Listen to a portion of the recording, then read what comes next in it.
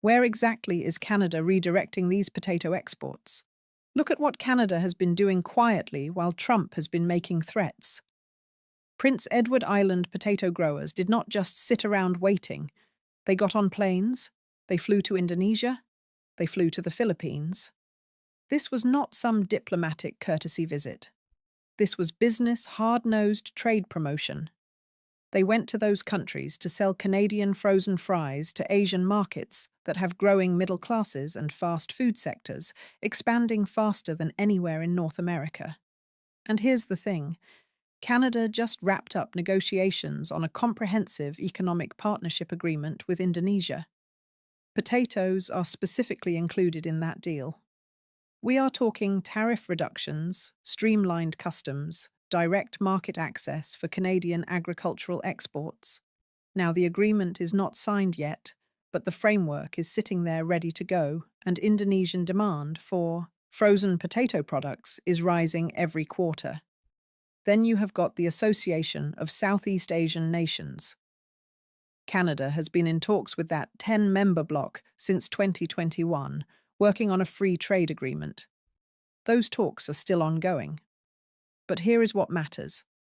Agricultural access is at the top of Canada's priority list, and Southeast Asia represents 650 million people with increasing appetite for Western food products. That is not a small market. That is massive. Japan is already buying significant volumes of Canadian frozen fries. But there is room to grow that relationship. Japanese consumers already know Canadian potatoes. Japanese restaurants already use Canadian fries. And here is the beautiful part for Canadian exporters. Japan does not threaten tariffs every time it disagrees with Canadian policy. Imagine that a trading partner that actually acts like a partner. Mexico is interesting too. Canadian potato exports to Mexico have been climbing. Frozen fries, fresh potatoes, seed potatoes, all of it. Mexico is part of the same trade agreement as the United States, right? But Mexican buyers are not sitting there demanding guaranteed priority access. They are not threatening to block imports if Canada decides to sell to other markets. They just buy what they need at market rates, and everyone moves on. Europe presents another opportunity. Belgium is the largest potato importer on the planet. France is the largest exporter. But European demand for frozen products creates openings for Canadian suppliers who know how to compete. And Europe pays market rates without treating agricultural trade like some kind of geopolitical chess piece. So think about what this means. Every market Canada develops is a market that does not need American approval. Every buyer Canada lines up is a buyer that does not come with political strings attached. And every single ton of frozen fries that gets sold to Asia or Europe is a ton that American fast food chains can no longer just assume belongs to them. What does this mean for American fast food chains? Here is something people do not think about enough. McDonald's does not own potato farms. Neither does Burger King. Wendy's does not either. They all contract with suppliers. And those suppliers depend entirely on Canadian processors who depend on Canadian farmers. The whole supply chain works because it has always been predictable. You know how it goes. Harvest happens, processing happens, freezing happens, shipping happens, restaurants get their fries. Simple. But that predictability, it is ending. And not because Canada is banning exports or anything dramatic like that. It is ending because Canada is finally treating American buyers the exact same way American buyers have been treating Canadian suppliers for decades. As customers. Just customers, not guaranteed markets, not automatic sales. Customers who have to compete with other buyers for limited supply. Think about it from the Canadian side. When Trump threatens tariffs on Canadian potatoes, what are Canadian processors hearing? They are hearing that American demand comes with political conditions. When Trump starts demanding priority access, What are Canadian farmers hearing?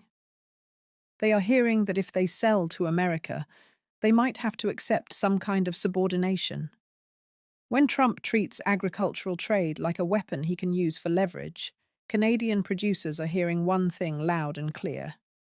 Diversification is not optional anymore. It is survival. So guess what they are doing? They are diversifying. Asian buyers are paying the same prices without demanding guaranteed priority. European buyers are purchasing without threatening tariffs if Canada happens to sell elsewhere. Mexican buyers are signing contracts without claiming that geopolitical necessity gives them some kind of first claim on supply. American fast food chains are finally discovering something uncomfortable. Their fries are not automatically Canadian. They are conditionally Canadian.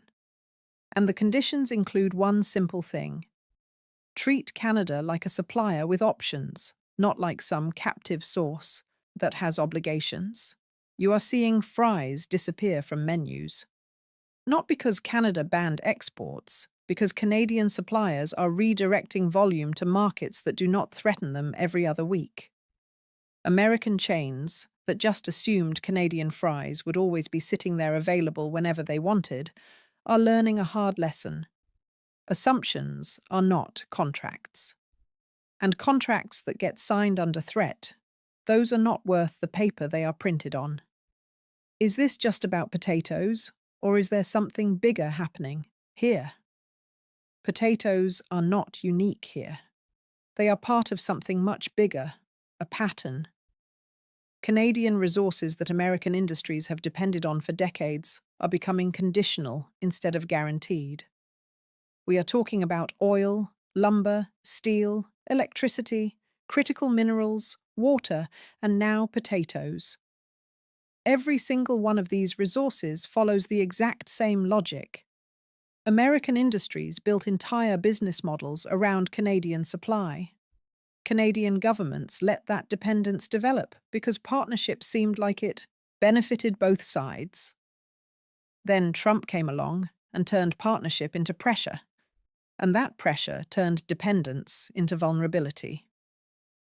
Carney's response has been the same across every single sector. Build alternatives. Find buyers who will pay without threatening you. Create markets that do not require American approval. And make Canadian supply conditional on Canadian priorities instead of American demands. Look at oil. You are seeing Canadian crude flowing to Asian refineries instead of going exclusively south to Texas, pipelines to the Pacific coast, export terminals on the Atlantic. Every barrel that gets sold to a non-American buyer is a barrel that American refineries cannot just assume they control anymore. Lumber is the same story. Trade deals with Europe and Asia are creating new markets for Canadian wood products. American construction still depends heavily on Canadian lumber, but Canadian mills are finding buyers who will purchase without threatening tariffs every 2 years, like clockwork. Electricity. Canada is building transmission lines connecting Canadian provinces instead of just feeding American grids. Hydro-Quebec power staying in Canada instead of automatically flowing down to New York. American utilities are learning the hard way that Canadian electricity is not some guaranteed resource they can count on forever. Critical minerals. Instead of shipping raw materials to American refineries, Canada is building processing capacity domestically. Lithium, nickel, cobalt, rare earths. Every ton that gets refined in Canada and sold to European or Asian manufacturers is a ton that American industries do not get their hands on. Water. This is the big one. The resource Trump demanded access to, and Carney declared completely non-negotiable. Canadian water serves Canadian needs, period. End of discussion. It is not available for diversion south to solve American droughts. And now we add potatoes to that list. Canadian farms feeding Canadian priorities first. American fast food is a customer, just a customer, not the customer. And Customers who threaten their suppliers, they learn real quick that suppliers have other options. Why should anyone care about French fries in a trade war? French fries are not exactly a strategic resource, right? But the principle behind what is happening with potatoes, that is strategic, because if Trump can demand guaranteed access to Canadian potatoes, what stops him from demanding guaranteed access to Canadian oil? If he can claim food security means Canadian agricultural exports have to serve American needs first. What is stopping him from claiming energy security means Canadian crude has to go to American refineries first? Carney is drawing the line at potatoes because the line has to be drawn somewhere. Canadian resources belong to Canada. Canadian production serves Canadian priorities.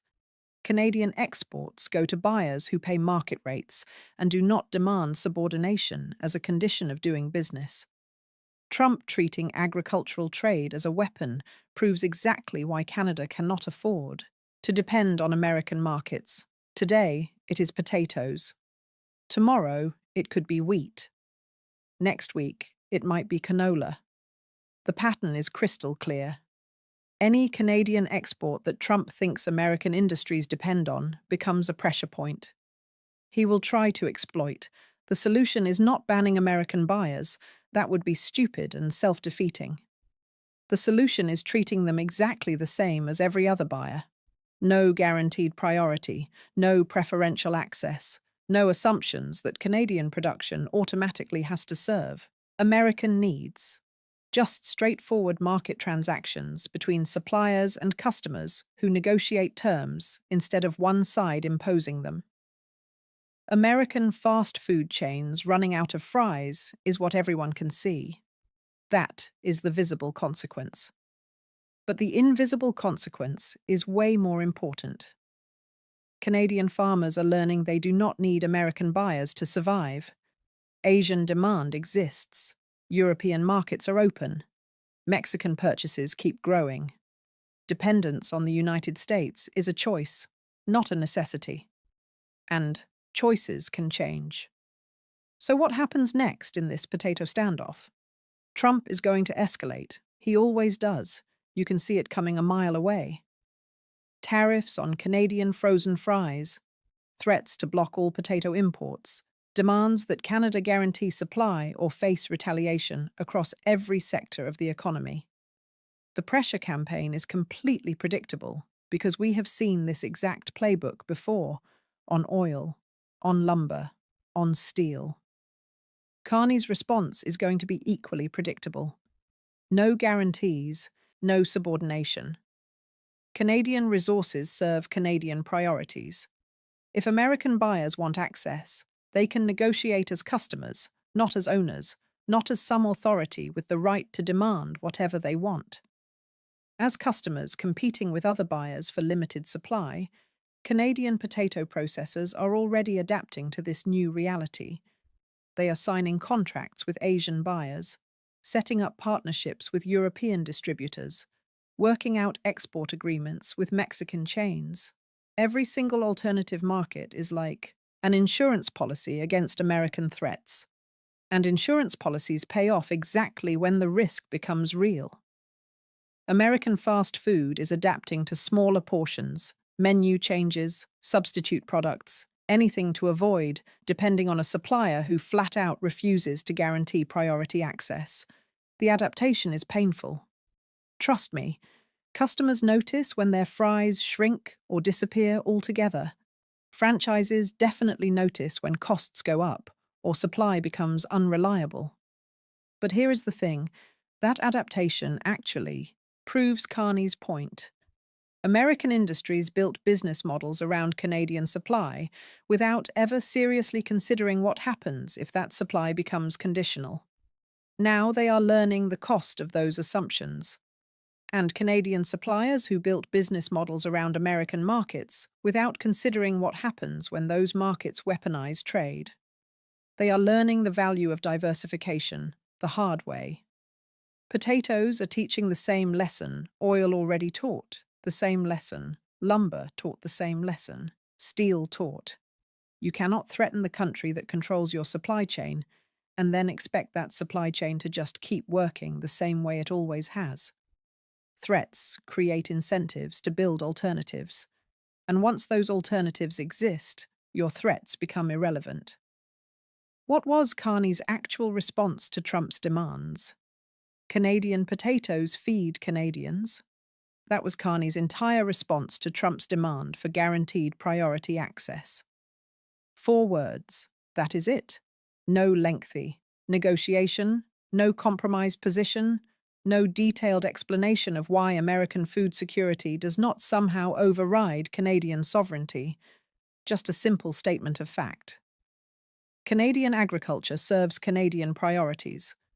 If there is supply left over after domestic needs are met and Canadian export agreements are fulfilled, then sure, American buyers can purchase what remains at market rates without guarantees, without preferential treatment, without any assumptions that geographic proximity creates some kind of special obligations.